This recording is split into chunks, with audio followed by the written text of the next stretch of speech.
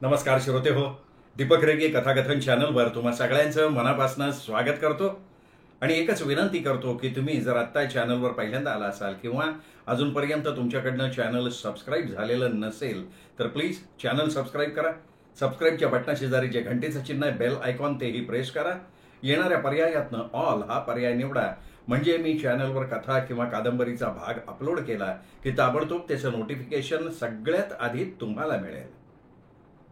श्रोते हो, आज तुम्ही ऐकणार आहात विजय कापडी सरांच्या गडबड गुंडा या कथासंग्रहातली कथा आणि कथेचं नाव आहे बापू आणि ढेरपोट्या वशा. बापू पाठकच्या जीवनावर किंवा त्याच्या आयुष्यात आलेल्या काही घटनांवर विजय कापडी सरांनी हा गडबड गुंडा कथासंग्रह लिहिलेला आहे आणि ह्या कथासंग्रहातली ही आजची शेवटची कथा आहे. ही कथा झाली की हा कथासंग्रह विजय कापडींचा सुफळ संपूर्ण वाचून झाला असं मी जाहीर करतो आणि तुम्हाला ऐकवतो बापू आणि ढेरपोट्या वशा. मानव कल्याण हाऊसिंग सोसायटी असा फलक असलेल्या गेटपाशी उभा राहून बापू पाठक आतमध्ये कोणी दिसतंय का ते बघायला लागला. या सोसायटीत यायची आयुष्यातली त्याची ही पहिली वेळ होती आणि कोणत्याही पहिलेपणाच्या बाबतीत सुरुवातीला थोडं गोंधळल्यासारखं होतं. तसं त्या क्षणी बापू पाठकाचंही झालेलं होतं. त्याचा एकेकाळचा जिगरी दोस्त मधू पानसेशी मध्यंतरीच्या 8-10 किंवा कदाचित त्याहून अधिक वर्षात त्याची समोरासमोर भेट झालीच नव्हती. हा मधू नेमका राहतो कुठे याचा सुद्धा बापू पाठकाला पत्ता नव्हता. पण 2 मुंबईकरांची एरवी गाठ पडते अशा जागी म्हणजे त्यांच्या गावच्या लोकल गाडीच्या स्टेशनवर कालच्या दिवशी त्यांची भेट झालेली होती. फलाटात लोकल गाडी येऊन थांबल्यानंतर डब्यातून फलाटावर उतरणाऱ्यांची आणि फलाटावरून डब्यात प्रवेश घेणाऱ्यांची जी रेटारेटी होते त्याच रेटारेटीत ते दोघं एकमेकांच्या समोर उभे ठाकले होते. अरे बाप्या तू, अरे मध्या तू, या सुरुवातीच्या एकमेकांना प्रश्न विचारण्याची प्रक्रियेची सांगता दोघांनीही गाडीला पुढे जायला देऊन फलाटावर एकमेकांचा हात हातात घेऊन एकमेकांकडे डोळे विस्फारून पाहण्यात झालेली होती. आपण एकाच गावातल्या पूर्व पश्चिम भागात राहत असून सुद्धा आपली भेट होऊ नये याबाबत दोघांनी आधी आश्चर्य आणि मग हळहळ व्यक्त केली. फलाटावरच्या टपरीपाशी उभं राहून आधी दोघांनी चहा घेतला आणि आपल्या मनगटावरच्या घड्याळाकडे बघत मधू पानसे म्हणाला, नाही ते काही नाही. हे बघ, ही अशी उभ्या उभ्या घेतलेली भेट आपल्या दोघांच्याही जुन्यातल्या जुन्या गाढ मैत्रीला काळीमा फासणारी आहे. हे बघ, तू असं कर, उद्या रविवार आहे, तू 9:30-10च्या सुमाराला माझ्या फ्लॅटवर ये ना. हे बघ, हे माझं व्हिजिटिंग कार्ड घे, यावर संपूर्ण पत्ता फोन नंबर सगळं व्यवस्थित लिहिलेलं आहे. हा, तर मग उद्याच्या आपल्या भेटीचं ठरलं, मी वाट बघतोय तुझी. आणि एवढ्यात पुढची लोकल गाडी फलाटात शिरताना दिसल्यावर मधू म्हणाला, हे बघ, आता या गाडीनं तरी मला निघायला हवं, म्हणजे पुढच्या प्रवासाची बस मिळेल रे मला. हा, आपण लक्षात ठेवा, उद्या रविवार आहे, उद्या तू जरूर जरूर ये, सकाळी सकाळी ये. अरे कित्येक वर्षांच्या गप्पा साचल्यात आपल्या. हा, चल येतो. आणि एवढं सांगून मधू त्या लोकल गाडीत चढला. बापू आपल्या घराच्या दिशेनं निघाला. घर गाठेपर्यंत त्याचं एक ठरलेलं होतं. काहीही झालं तरी म्हणजे बायकोनं 2 जुन्या मित्रांच्या नव्या कोऱ्या भेटीत कुठलाही अडथळा आणला तरी तो उडवून मधूच्या घरी त्याची भेट ठरल्या वेळी घ्यायची म्हणजे घ्यायचीच. बापूनं कुठलाही बेत आखला की तो आधी हाणून पाडायचा हे धोरण बापूची बायको आनंदी गेली कित्येक वर्ष राबवत होती. त्यामुळे अशा प्रसंगी बापू तिला नेहमी म्हणायचा, तू नावापुरती आनंदी आहेस, बाकी सगळ्याच बाबतीत आनंद असतो तुझा. तर सांगायची गोष्ट म्हणजे काय, मधूची भेट घेण्याच्या बाबतीत आनंदीनं नाक वाकडं केलेलं असलं तरी बापू निघालेला होता. दरम्यान मधू राहत असलेल्या मानव कल्याण हाऊसिंग सोसायटीच्या गेटपाशी तो येऊन पोहोचला. मधूचा फ्लॅट नेमका कुठे असेल याची मात्र त्याला काही कल्पना नव्हती. त्यामुळे मधूनं दिलेलं व्हिजिटिंग कार्ड हातात घेऊन तो आजूबाजूला बघत होता. तेवढ्यात भरपूर उंची आणि आडदाड शरीरयष्टी असलेला एक ढेरपोट्या आपल्या हाताच्या अंतरावर उभा राहून आपल्याकडेच पाहत असलेला बापूला दिसला. बापूला हायसं वाटलं. मधूच्या घराचा नेमका पत्ता याला निश्चित माहीत असला पाहिजे. काय हो, कोण पाहिजे तुम्हाला? बापूनं मधूचं नाव सांगण्याआधी त्यांनीच बापूला विचारलं, माझा मित्र मधू म्हणजे मधुकर पानसे इथेच राहतात ना ते? बापूनं प्रतिप्रश्न केला. मधुकर पानसे तुमचा मित्र? अहो, तुम्ही तो दिसायला किती सभ्य दिसताय आणि तुम्ही त्या गुंडाशी मैत्रीचं नातं ठेवताय. काय? मधू गुंड? छे, काय सांगताय काय तुम्ही? अहो, गुंडच नाही तर काय. मला एक सांगा, तुमची वारंवार भेट होते का त्याच्याशी? नाही हो, काय कित्येक वर्षानंतर पहिल्यांदा भेट झाली काल आमची स्टेशनच्या फलाटावर. तरीच तुम्हाला त्याची खरी ओळख पटलेली नाही. तो एक नंबरचा गुंड आहे, गुंड. अहो, आठवड्यातनं एकदा पोलीस स्टेशनात जायला लागतं त्याला. काय म्हणताय काय तुम्ही? बापूनं तोंडाचा केवढा तरी आव असत विचारलं. मग सांगतोय काय? बँकेला फसवल्याचा आरोप आहे त्याच्यावर. देश सोडून जाऊ नये म्हणून पासपोर्ट जमा करून घेतलाय त्याचा पोलिसांनी आणि आठवड्यातनं एकदा चौकीवर हजेरी लावावी लागते त्याला तिथे. ते जाऊ द्या, पण त्याचा पोरगा तो सुद्धा बापाच्या वळणावर गेलेला आहे. त्याच्या त्या दिवट्या कार्ट्यानं परीक्षेत कॉपी केली म्हणून 3 वर्षासाठी विद्यापीठानं त्याला रस्टिकेट करून टाकलेला आहे. तुमच्या कानावर आला असेलच की ते, नाही का? हो का? नाही, मला ठाऊक नव्हतं. कसं ठाऊक असणार तुम्हाला? मधल्या काळात तुमची भेट झालीच नव्हती म्हणालात ना तुम्ही. पण पेपरात आलं होतं बरं का त्याच्याबद्दल. हो, ते असं. पण त्याच्या भावाची भानगड तुम्हाला कळली असणारच की, नाही का? अहो, साध्या सरळ स्वभावाच्या पोरींना आपल्या जाळ्यात पकडण्याच्या प्रयत्नात असतो तो. मार सुद्धा खाल्लाय बरं का त्यांनी त्या पोरीच्या घरच्यांच्याकडनं. भरपूर बेदम मारलाय त्याला. पण सुधारलाय का तो? नाव नका काढू.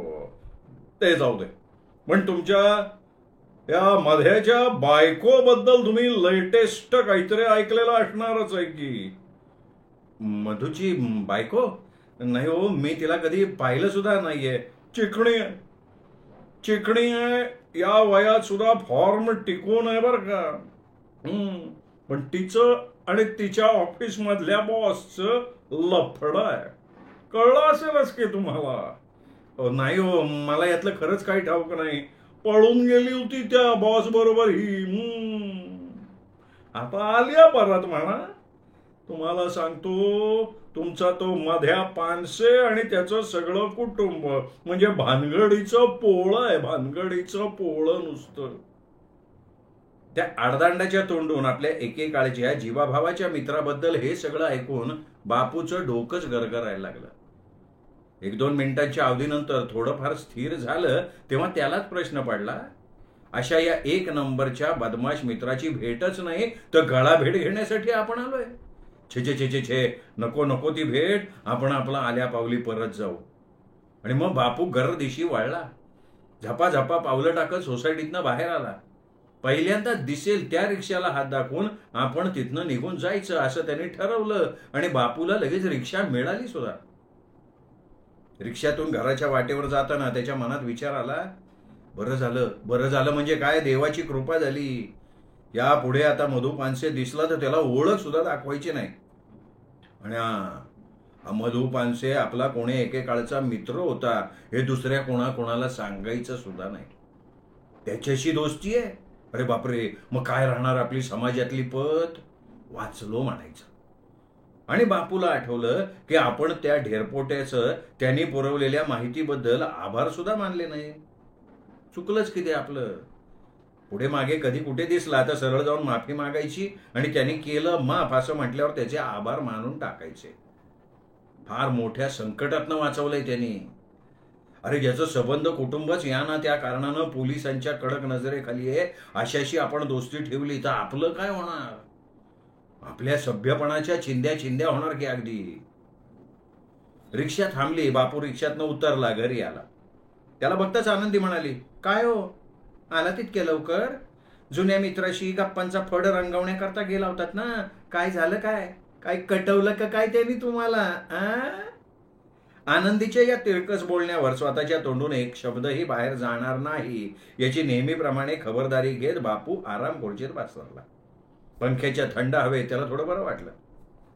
संध्याकाळी सहज पाय मोकळे करण्यासाठी बापू घराबाहेर पडला आणि वाटेत त्याला अचानक मधू पानसे दिसला. त्याला टाळण्यासाठी काय करायला हवं याचा विचार मनात चालू असताना मधू त्याच्या समोर येऊन दत्त म्हणून उभा राहिला. काय रे, येतो म्हणालास आणि आलाच नाहीस तू, ते का म्हणून? अरे सकाळच्या 10 बायकोनं मला दुपारी जेवायला बोलवेपर्यंत मी तुझी वाट बघत होतो. माझा कॉन्टॅक्ट नंबर दिला होता ना रे तुला. यायला जमत नाही हे कळवायचं तरी की रे. अरे बायकोनी मला विचारलं की सभ्य माणसांचे साधे नियम सुद्धा न पाळणाऱ्याशी दोस्ती का करताय तुम्ही, त्याला सरळ घरी का बोलवताय तुम्ही? शी शी शी शी शी शी शी शी शी. बाप्या माझी पोझिशन डॅम करून टाकली बघ रे तू. बोल की हे बाप्या बोल, का नाही आला बाबा तू? काही क्षण बापू मधूच्या तोंडाकडे बघत राहिला. त्याच्या मनात विचार आला, त्या ढेरपोट्यानं मधू आणि त्याच्या फॅमिलीबद्दल आपल्याला जे ऐकवलं ते सांगावं का मधूला?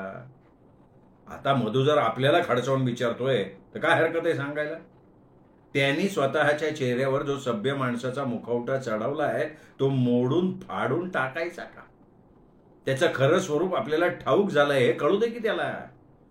तेवढ्यात मधू म्हणाला, अरे बाप्या काय झालं, विसर पडला का तुला कालच्या आपल्या भेटीचा? का नेमका त्याच वेळी कोणी डोकावलं तुझ्याकडे? का याहून एखादं महत्वाचं काम तुला आठवलं? अरे सांग रे बाबा काहीतरी. पण काहीही असलं यापैकी तरी तू फोन करून मला कळवू शकला असतात यायला जमत नाहीये म्हणून. ते बघ मधू, बापूनं आता खरं खुरं कारण मधूला ऐकवायचंच ठरवलं. बापू म्हणाला, मधू माझ्या जुन्या आठवणीप्रमाणे तू एक माझ्यासारखा साधा सरळ प्रामाणिक माणूस होतास. पण मधल्या काळात तुझ्यात फार फार बदल झाल्याचं माझ्या कानावर आलंय. तू गुंड आहेस, तू मवाली आहेस. केवळ तूच नाही तर तुझं संबंध कुटुंबच असं आहे की तुझ्याशी संबंधच ठेवू नये असं कोणालाही वाटावं. माझ्या कानावर आले तुझे सगळे पराक्रम.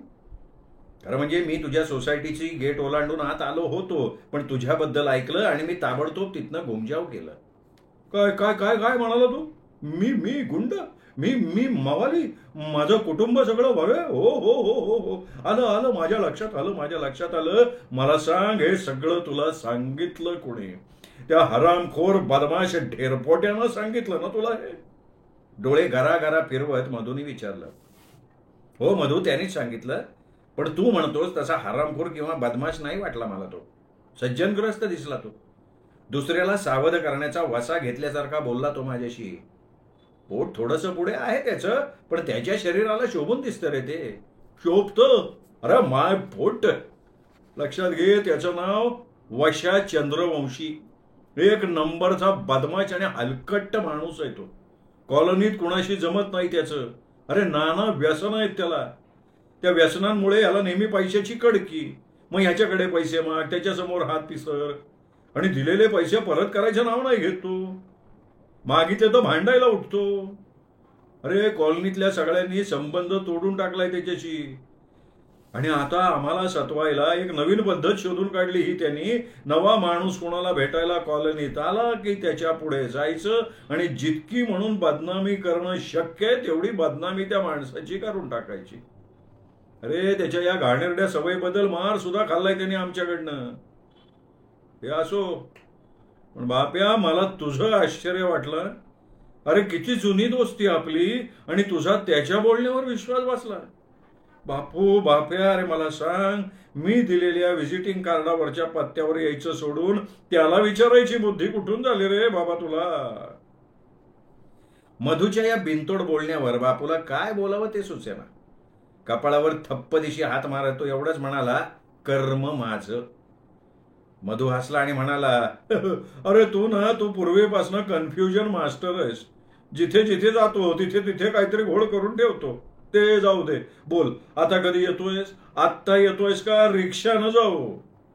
रिक्षासाठी मधू आजूबाजूला बघायला लागला. बापू विचारात पडला आणि म्हणाला, अरे पण मधू, मी तुझ्याबरोबर कॉलनीत येतोय आणि नेमका त्याच वेळी तुझा तो ढेरपोट्या कोण तो वशा चंद्रवंशी समोर येऊन उभा राहिला तर काय करायचं तेवढं सांग आधी. मागावून उगा गोंधळ नको बाबा. बाप्या, अरे तू म्हणजे असा आहेस ना लेका. अरे मी बरोबर असताना तुला त्याची कसली भीती वाटतेय? भेदरट आहेस लेका तू. चल चल चल, सकाळी तुझ्यासाठी बायकोनं मस्त मस्त पदार्थ केले होते, त्यातले शिल्लक असतील तर आडवा हात मारू, आणि आधीचे संपले असतील तर ते नव्यानं करायला लावतो मी तिला. आणि मुख्य म्हणजे पोट भरून गप्पा मारूया. चल, तो बघ आला रिक्षावाला. आणि पुढच्या क्षणी ते दोघे मधूच्या घरी जायला निघाले. श्रोते हो, ही होती विजय कापडी सरांची कथा. कथा कशी वाटली हे कमेंट करून जरूर जरूर कळवा. हा संपूर्ण संग्रहच कसा वाटला हे सुद्धा कळवलं तर ती तुमची कमेंट ऐकायला मला आणि कापडी सरांना मनापासून आनंद होईल, आवडेल ती कमेंट ऐकायला. त्यामुळे कमेंट जरूर करा. या सगळ्या कथा आपल्या मित्रपरिवारात, नातेवाईकात शेअर करा. आणि चॅनल सबस्क्राईब करायचं राहून गेलं असेल तर चॅनल सबस्क्राईब करा. आपल्या मित्रांना, आपल्या मित्रपरिवाराला, नातेवाईकांना दीपक रेगे कथाकथन चॅनल सबस्क्राईब करण्याची माझ्यातर्फे विनंती करा.